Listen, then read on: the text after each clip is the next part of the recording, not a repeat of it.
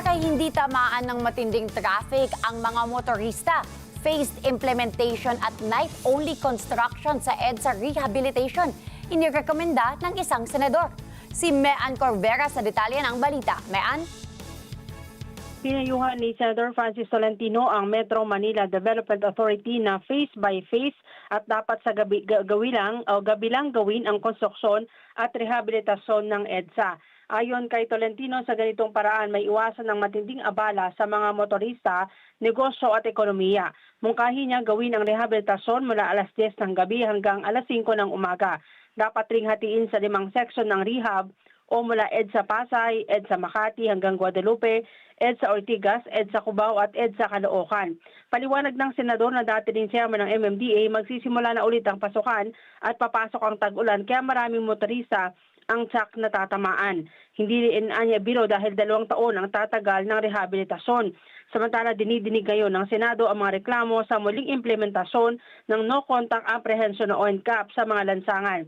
Sa pagdinig ng Senate Committee on Public Services na pinamumunuan ni Senador Raffy Tulfo, iminungkahi ni Obet Martin ng Pasang Mazda na sa MMDA na lang ang magpatupad ng NCAP.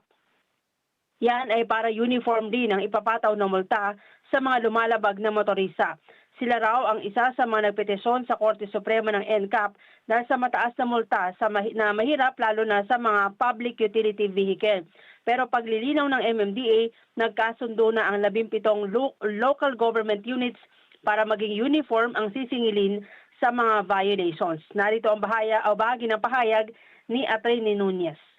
Rest assured, ang mga hearing officers po namin sa MMDA, they are lawyers, and they are fair. Kasi yung decision ng traffic adjudication can still be appealed to the chairman kung sa tingin talaga nilang naagrabyado sila. So it's not the last resort po. Tsaka ang tinitingnan ho namin dyan sa adjudication is kung administrative violation, yung may prangkisa, kung gusto nilang makita talaga kung nag-violate sila o hindi, may clip kami ng CCTV just to ensure na ang kalabasan ng desisyon ng traffic adjudication would be just and fair.